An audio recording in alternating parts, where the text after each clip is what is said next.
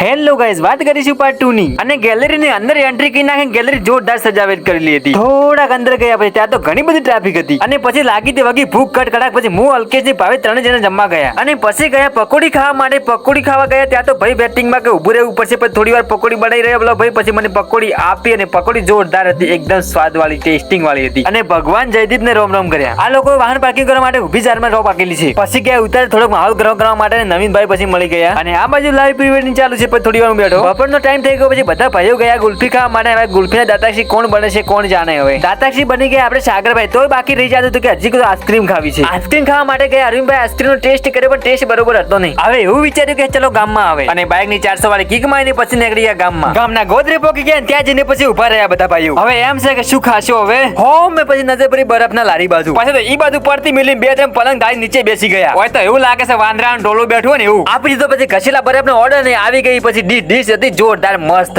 અને રસણા આવેલા ને વીર દાદા મંદિર દર્શન કરવા અવશ્ય જવું. અને પોકી ગયા પછી વીર દાદા મંદિર આ છે મેન ગેટ મંદિરનો. સુંદર પતરાવાળો શેડ બનાવેલો છે અને જે લોકોને સંતાન ના થતો ને સંતાન થાય ત્યાર પછી ત્યારે ફોટો લગાવવામાં આવે છે. અહીંયા મંદિરે બેલ વગાડી પછી વીર દાદાના દર્શન કર્યા. કોઈ પણ ને પથરીનો દુખાવો થતો હોય ને આ વીર દાદાના મંદિરનો દોરડો બાંધવાથી ગમે તેવી પથરી નીકળી જાય છે. આ છે ભુવાજી. જે લોકોને પથરી નીકળી ગઈ તે લોકો પથરી મૂકી જાય છે. અહીંયા જો આ કાચમાં બધી બોટલો પડી તેમાં પથરીઓ છે મોટી સંખ્યામાં. પછી આવતરે અમે લગન છે ત્યાંથી હજી પરણેજ ચાલુ છે. 4 વાગે પછી મામેરો વધાવો નંબર આવ્યો અમારો.